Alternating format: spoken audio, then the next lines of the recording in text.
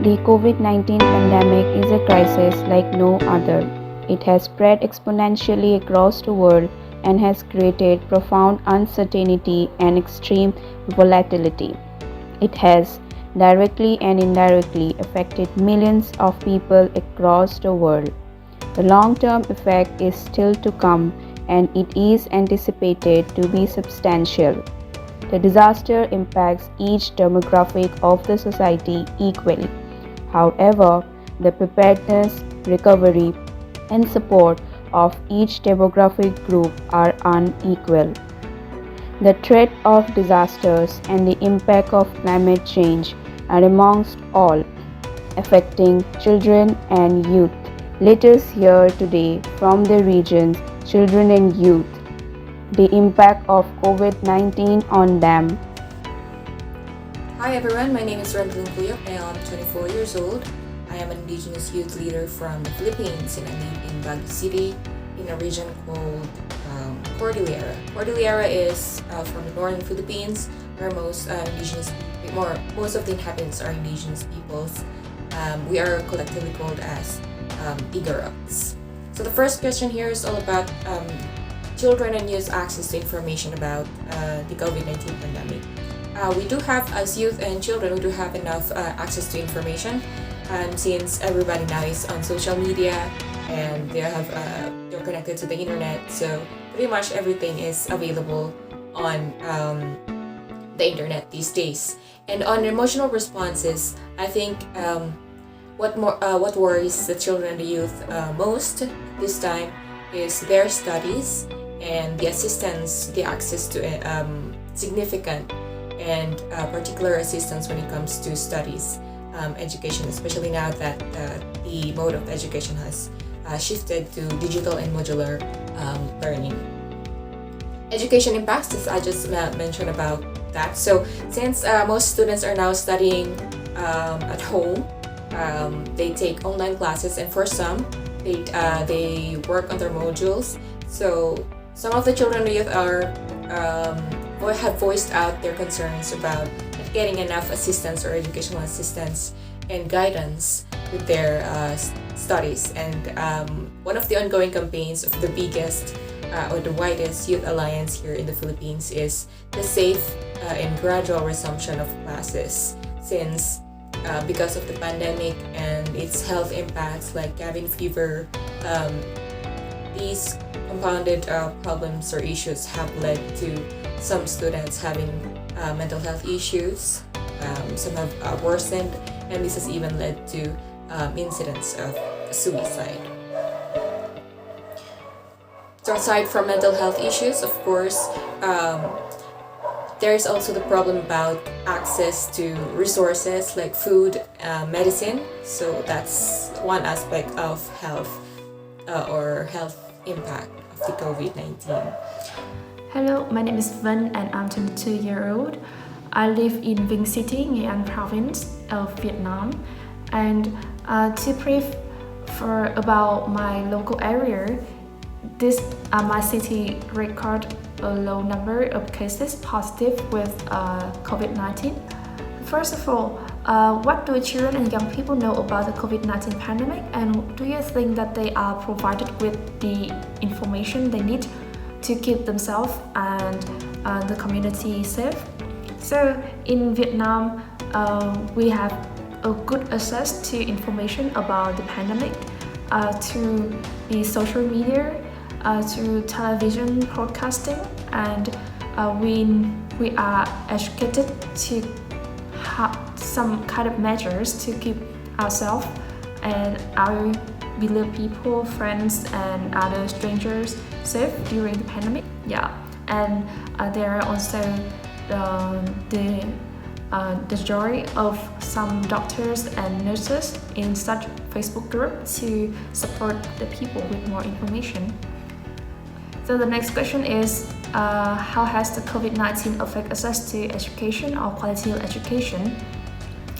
How do children and young people feel about school closure or the return to school?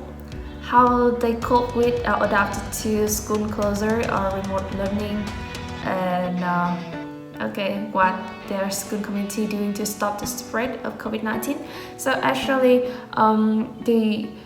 when during the outbreak of the COVID-19 pandemic in Vietnam at around March of 2020, many schools all over the country have taken actions, very urgent action. So we do not record any kind of positive cases inside schools. So we moved to remote learning on online platforms such as Microsoft Teams or Zoom, Google Meet to continue our education. So there was no disruption in our education of all the level. However, there are some kind of difficulties for primary school students because that is very hard for them, very difficult for them to study in the new form of remote learning. My name is Yifan Zhang or Zhang Yifan. Currently, I'm in a small town called Lijiang in southwest China. And the local area is quite cold at the moment due to the high altitude. The town has a genuine nice nature and quietness, especially the place where I'm staying at the moment. It is a small village at a suburb of the major urban area.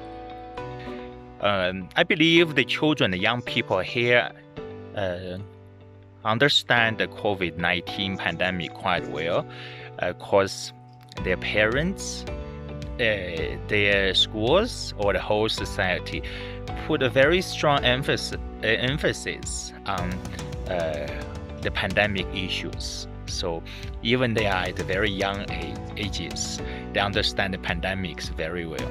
They have been provided enough information about the pandemic. I guess the young people and the children, they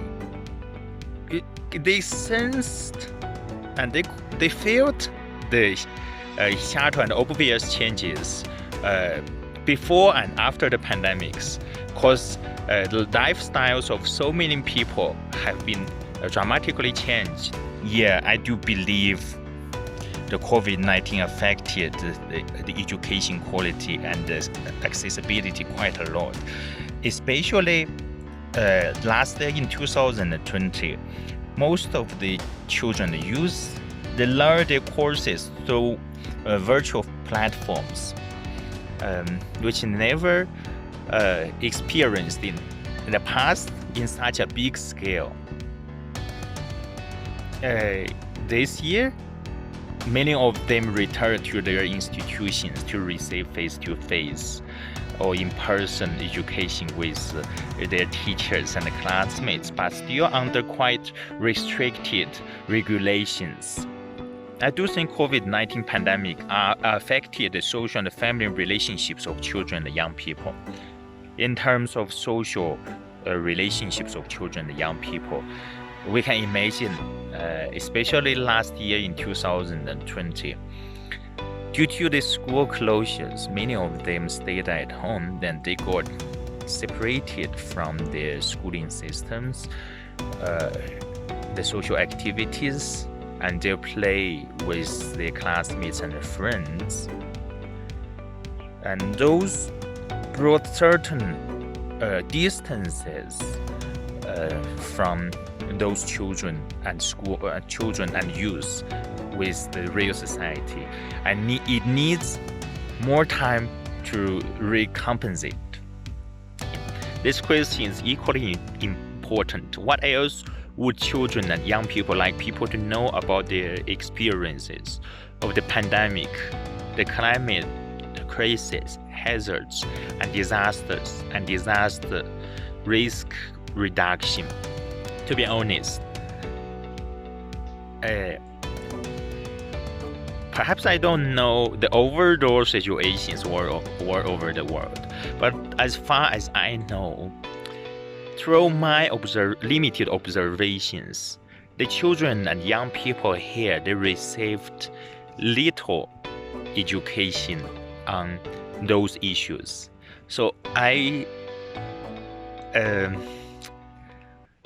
would like to say that it will be so beneficial if they can receive proper classes or courses which related to the pandemic, the climate crisis, hazards and disasters, and disaster risk reduction. By receiving the teachings on those matters and by analyzing the potential risks in our society and the rather promising aspects of our world, they will be understand themselves better, meanwhile understand the society and the world much better than the current conditions. That's what I would like to say.